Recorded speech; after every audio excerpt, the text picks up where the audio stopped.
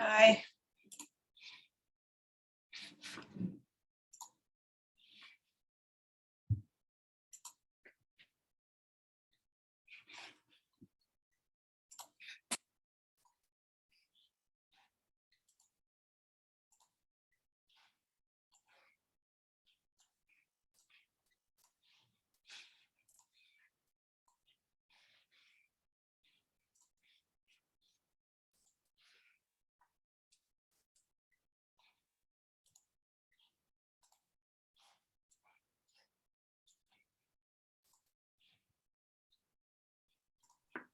I'm be right back. FYI. Okay.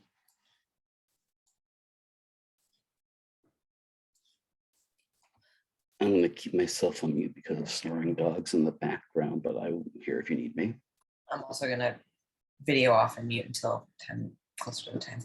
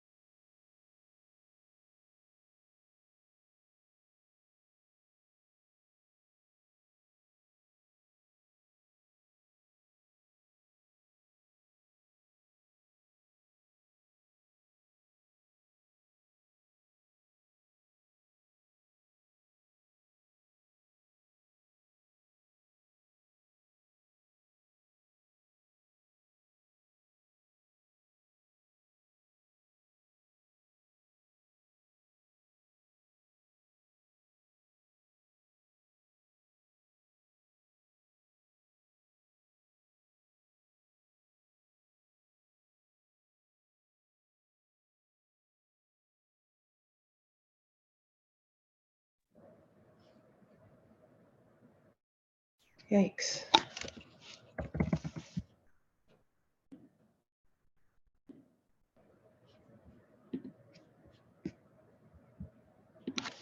I don't love that. And then that could.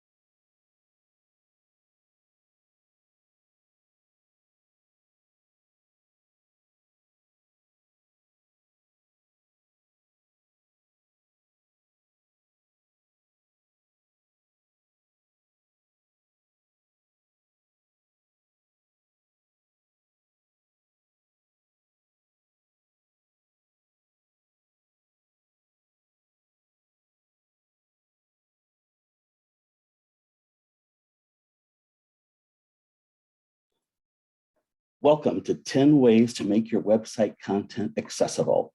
If you have questions for the speakers, please submit them in the Q&A channel, and we'll address as many as we can in the time allotted. For general comments, share those in the chat channel. Today's presentation is auto-captioned, and this session will be recorded. Next week, we'll provide a human-corrected transcript along with a link to the webinar recording. Immediately after today's webinar, we will send an email with a link to the presentation deck, along with a list of curated resources to help you with web accessibility. Thank you for attending, and now let's turn it over to today's speakers. Awesome. Thank you so much for that introduction, Harvey. As Harvey mentioned, we are here to discuss 10 ways to make your website content accessible. Okay, so we're going to start out with some introductions, who we are, and you'll also hear us giving some embedded visual descriptions, both of ourselves and just in general throughout the presentation, in accordance with accessibility best practices. So I will go first. My name is Rachel Penfeld. My pronouns are she, her, hers. I am the UX manager here at Sandstorm, and I'm also one of our accessibility team leads. As you can see in my photo, I am a white woman with shoulder-length wavy brown hair.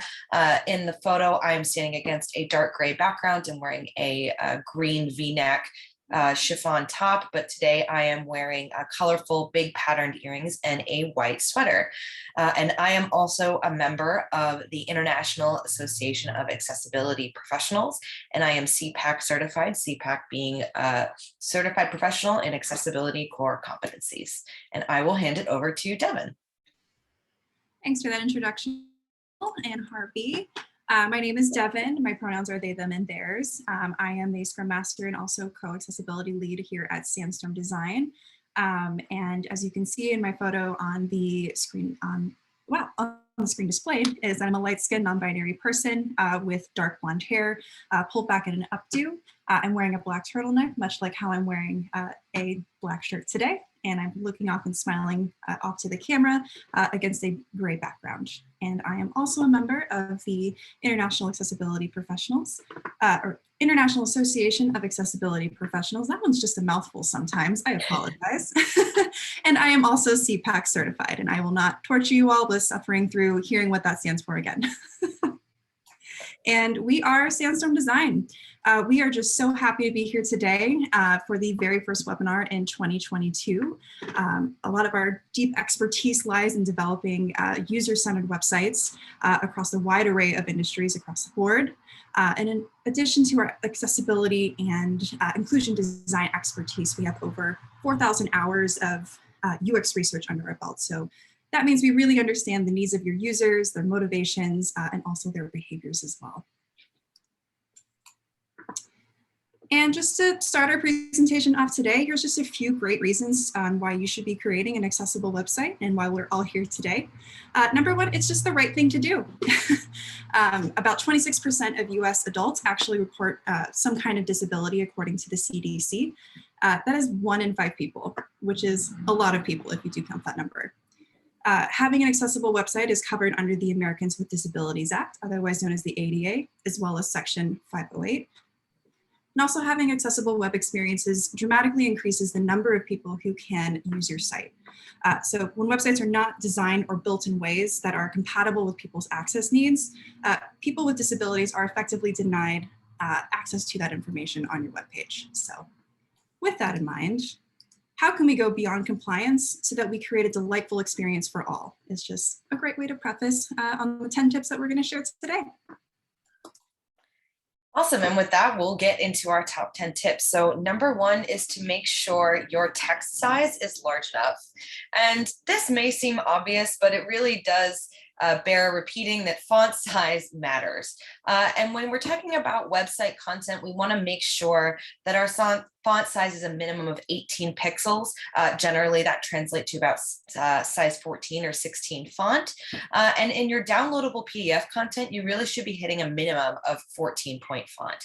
And you want to make sure that your users are able to zoom up to 200% using their browser controls without losing any content. And that without losing content piece is the really important part.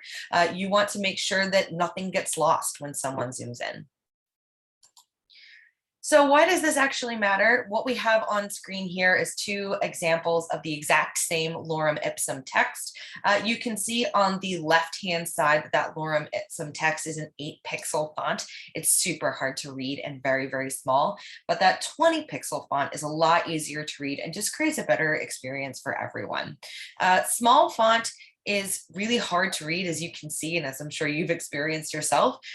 So it's really frustrating for everyone, and it could even be impossible for people with visual disabilities like low vision or cataracts to interact with the content. All right, tip number 2, you want to make sure that your link text is meaningful. So link text is going to be your text that is used for hyperlinks on a web page. And most of the time it is going to be that text that is underlined in a paragraph, usually indicating that it's clickable. And it's super important to make sure that your link text is set up correctly, because assistive technologies can actually be programmed to just navigate the link text alone, hopping from link to link on a web page. So for example, screen readers actually the links out loud, which is very important for users who are blind or have low vision. And also for deafblind users, screen readers actually will translate the link text into Braille, which will then translate to another assistive device called a refreshable Braille display, which will then output that information tactilely for those deafblind users. So screen readers are the most commonly used, most commonly that you'll hear for assistive technologies, and are used very widely across the board. Another example of assistive technology is a speech recognition tool, which are used generally to activate links after specific voice commands. This is particularly helpful for users with physical disabilities to control, edit, dictate, or activate links after using specific voice commands instead of typing on a keyboard or using a mouse. So now that we know what link text is and the purpose that it serves, what is good and meaningful link text?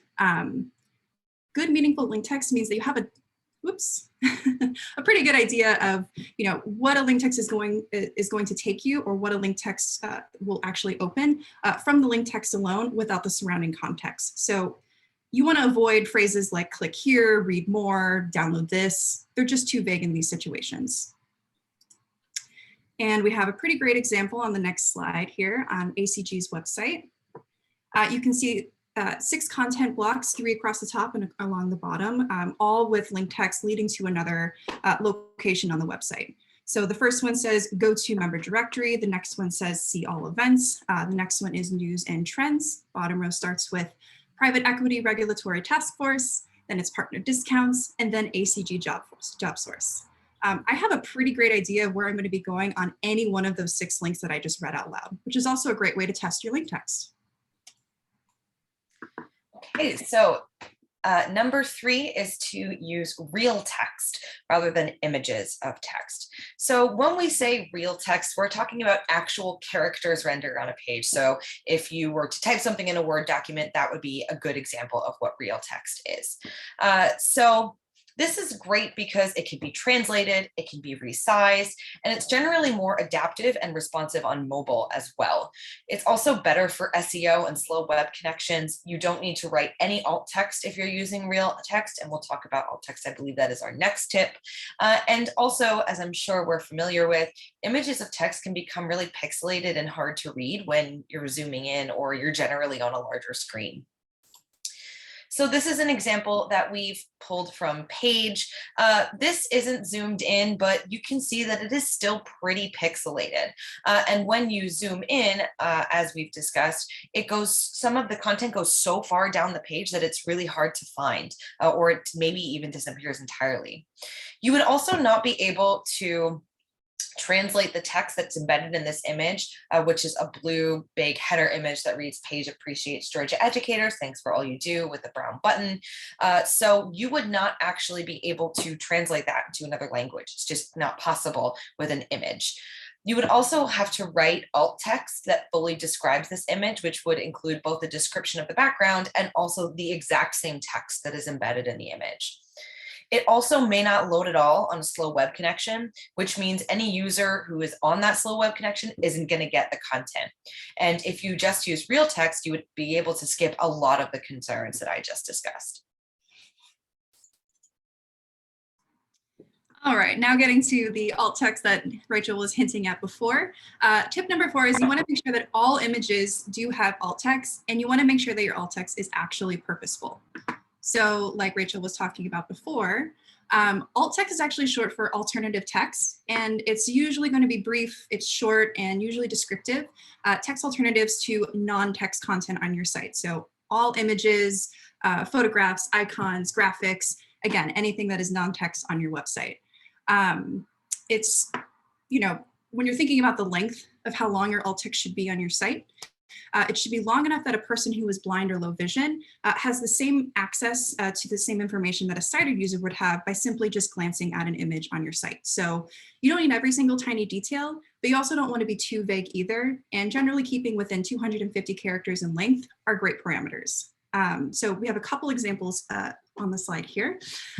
So, you know, if you have a green check mark on your website, it's an icon. Generally, that's indicating that something is done, complete, you did it. So more purposeful alt text instead of green check mark per se would be complete because it's describing the purpose of why it's there. Another great example of good alt text is when you have your, company logo in the top left-hand corner of your website. Generally, that's usually serving as a button too to take you back to the homepage.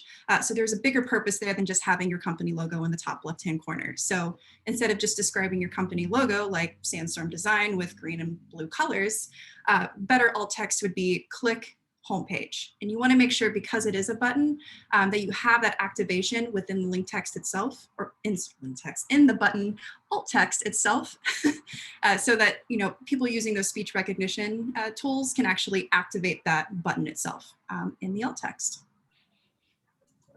And we have a couple other great examples on the abr.realtor website.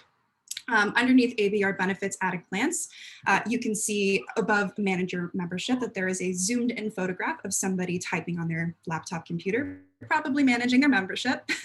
The existing alt text there is just typing hands, which is pretty good alt text.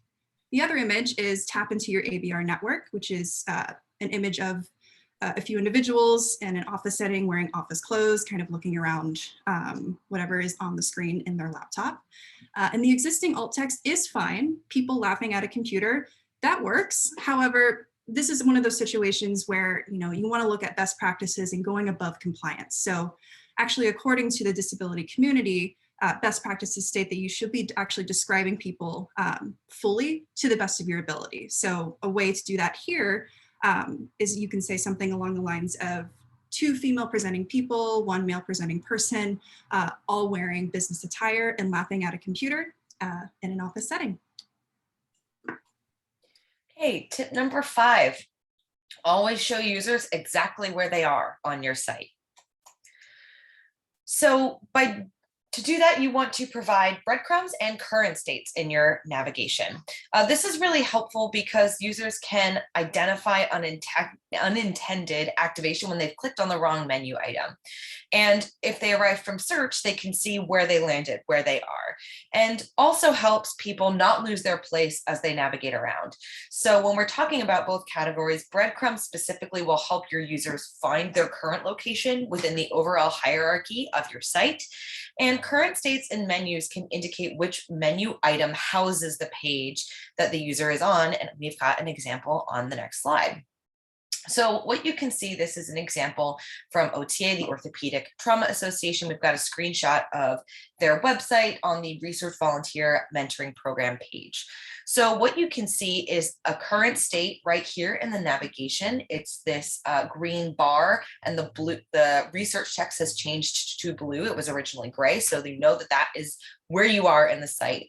You also get an indication of which page you're on in the left-hand side, where you can see Research Volunteer Mentoring Program outlined by a gray box underneath the Research tab. And we also have breadcrumbs. So you can see they're above the title of the page, but below the navigation, and they read Home, Research, and then Research Volunteer Mentoring Program. breadcrumbs used to be considered kind of old school in web design, but now it's recognized that they're super important for accessibility. They can help people with cognitive disabilities discover where they are or remember where they are in a site as they move around. And also it can provide an alternative means of navigation. So for example, if you were to use the breadcrumb and click on research, it would kind of take you one page back in the hierarchy, which is just a really nice alternative way to navigate. All right, tip number 6 is you want to ensure that your colors meet at least AA contrast ratios. So what we mean by AA is in WCAG, which stands for the Web Content Accessibility Guidelines version 2.1, there are actually 3 levels of conformance. So single A, which is going to be your bare minimum website requirements. Most strive to hit AA, which is your next level of accessibility requirements. And then there's AAA, which is going to be your highest level and your most accessible level of conformance or compliance. Within contrast ratios, meeting AAA means that it's going to have the highest contrast ratios and generally does affect design the most. So in this situation, a lot of people do strive for hitting that AA compliance. And when you're checking your ratios, you want to make sure that you're checking both your foreground and your background colors together, because there is a myth out there that there accessible colors or this is not an accessible color. It's actually more about the combination of colors that you're using and the contrast between those combinations together. So, excuse me, in this combination, in this example of combined colors here, you can see the same color test font and outlined in light blue to dark blue across a white and black background and indicated in both rows. You can see that the dark blue text is working best on the white background and the light blue text is working best on the black. And if something is failing, it means that it's not hitting that minimum AA contrast ratio that we're suggesting that you meet. And how do you check it? We've attached here a really great checker so that you can check your work really fast. So essentially, if you click on the link here, it'll take you over to the Web Aim Contrast Checker. And when you drop your colors into the fields on this site, it's going to tell you whether or not it meets AA or AAA, whether it passes or fails. And yeah, it's just a really great tool and it's fast. Speaking of color, you want to make sure that color is not the only way that you're conveying information on your site. What do we mean by that? Here's one example that we have where someone is utilizing color and shape. So on the left-hand side, you can see that a green square indicates correct and a red square indicates incorrect. This would actually be considered inaccessible because color is the only thing that is telling you correct versus incorrect. They're even the same kind of tone of color if you were to print them out in black and white. On the right-hand side, you have a green check mark that indicates correct and a red X that indicates incorrect. This would be considered accessible because both the color and the shape are being used together to indicate which is correct and which is incorrect. We have another example here where we are using colors, icons, and text together. So on the left-hand side, you can see an email address form field outlined with a red border. There's nothing inside that form field, and this would actually be considered inaccessible because the red border around the form field is the only indicator that you've made a mistake here. On the right-hand side, you have that same email address form field, but you have the red border. And then you have a red triangle with an exclamation point inside, the little warning symbol. And underneath that, it says email address required in red italic font. This would be considered accessible because it uses an icon and text in addition to color to show that you've made a mistake. And it even goes one step further by showing exactly how you can correct that mistake. You need that email address. Using these are not the only way to do it. There are a bunch of different ways that you can support color. For example, pattern fills, font changes, adding or subtracting shapes. You just don't want to rely on color alone. Okay, tip number 8. You want to make sure that you give users control over motion graphics, animations, and videos on your websites. This is especially important for people with cognitive disabilities or people who are neurodivergent, so users with ADHD or users who are autistic. Having videos play automatically or animations play automatically can actually be really distracting or can be overwhelming for those users. And then for people with inner ear disorders, this can actually trigger some nausea, headaches, maybe even migraines.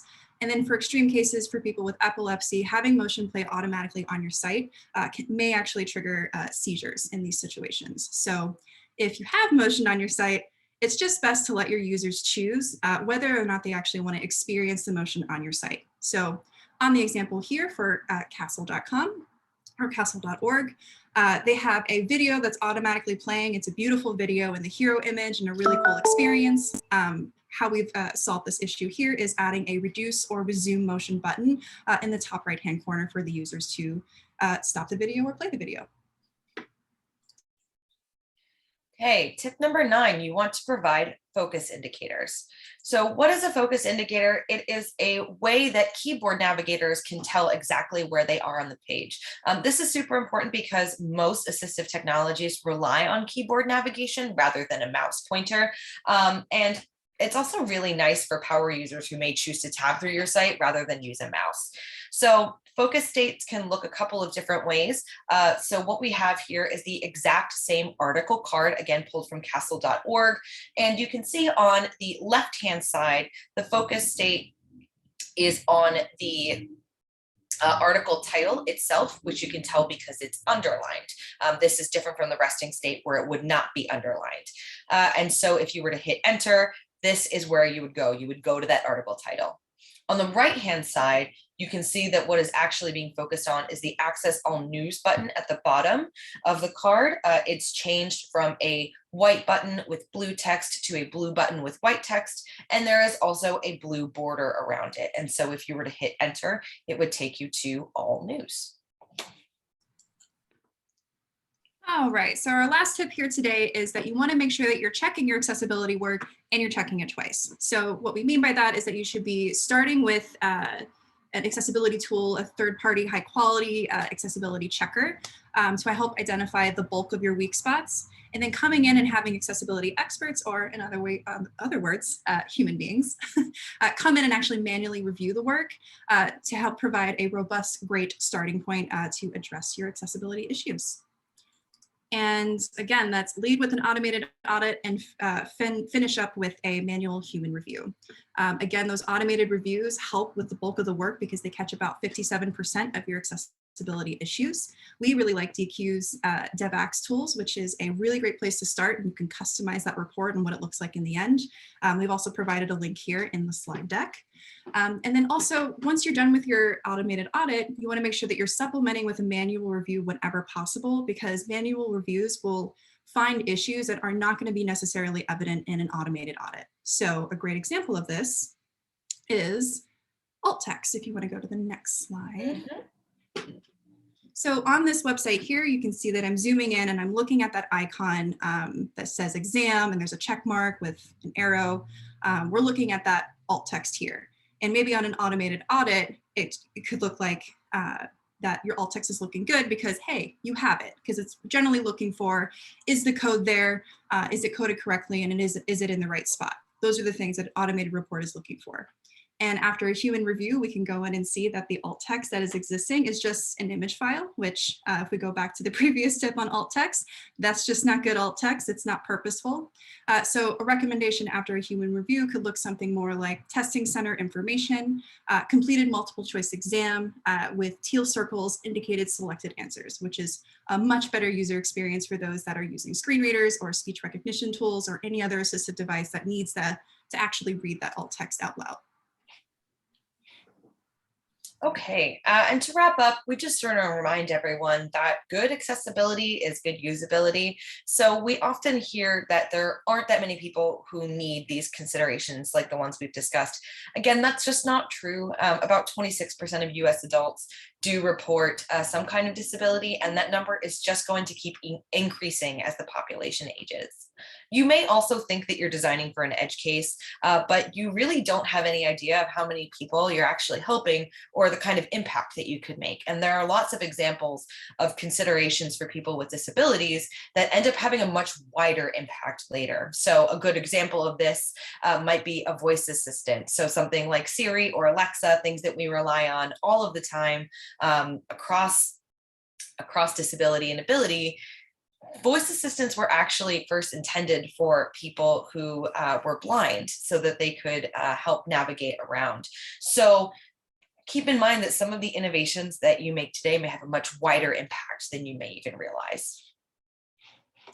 And with that, we would like to say thank you, and we'd love to connect with you and talk more about web accessibility. It's definitely our passion here. So we do have our contact information here on screen. My name is Rachel Penfeld. My pronouns are she, her, hers. I am the UX manager and one of the accessibility leads here at Sandstorm, and my email is rachel@sandstormdesign.com. Rachel is spelled Rachael, and I will hand it to Devin. Awesome. And again, my name is Devin Owsley Aquila. My pronouns are they, them, and theirs. I am the Scrum Master and Co-Accessibility Lead here at Sandstorm. And my email is devin@sandstormdesign.com. Name is spelled Devin. And thank you so much for coming today. We're so happy. We do have a few questions from the audience. The first question from Caroline is, what is the best practice for accessible image carousels? Are they going away? Devin, do you mind if I take this one? Go for it. All right, awesome. So this is Rachel speaking again. Accessibility best practices, just identify who's speaking. So image carousels generally, when they're auto playing, are not considered to be terribly accessible, and it's also not the best user experience. The reason for this is because if the images are flashing too quickly, users can sometimes get frustrated because they aren't able to choose what's on the screen. So we generally don't recommend auto rotating carousels, both for those motion considerations that we were talking about earlier, and because all users just prefer to have control over what they're seeing, and they're so common now that oftentimes users tend to ignore them. If you are going to have some kind of rotator, we recommend that it's manually powered, so there's one image that is kind of your first image, and then a user can choose to click or swipe through if they would like to access the rest. Thank you. Our next question is from Valerie. Valerie asks, if your website is built in a CMS, how can you make sure it's accessible? I know the CMS does adjust for mobile version and resizes the content for various browsers and devices.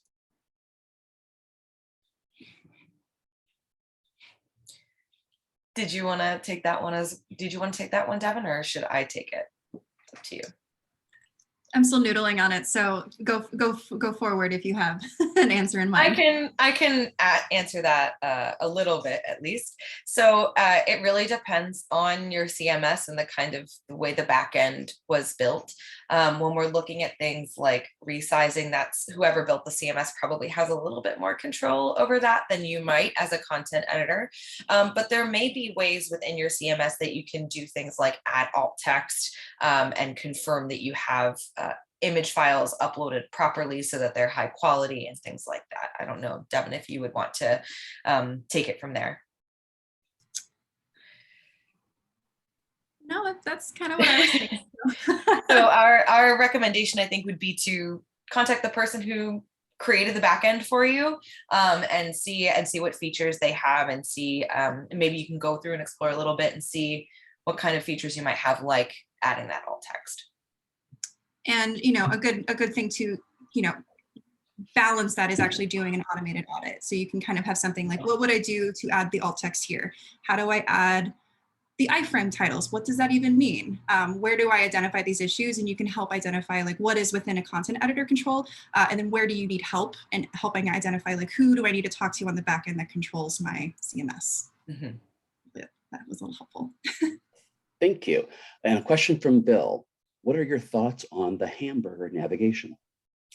Oh, I love a good hamburger nav. Say, Rachel, take it away. I know you I love a good hamburger nav. So we generally don't recommend using them on desktop just because they're not, it's just not what the user expects. It's a user experience thing. We would prefer to have an options exposed whenever you can.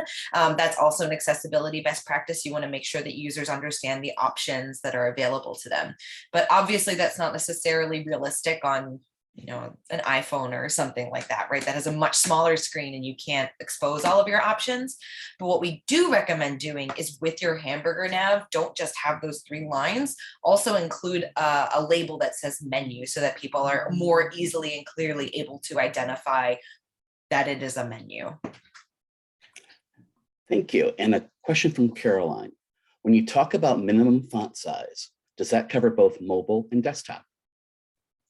Yes. So you want to make sure that you are hitting that minimum of 18 pixels. Obviously 18 pixels on your desktop is not the same as 18 pixels on your phone. But when it comes to font, bigger is usually better, especially it helps with eye strain as well for your users. Thank you so much, Rachel. Thank you so much, Devin. For all of our attendees, we will be sending out a recording and a human corrected transcript to today's session to you next week. And later today, we'll send you a link to this deck as well as other curated resources for you. Thank you for joining us today. Thanks, everybody.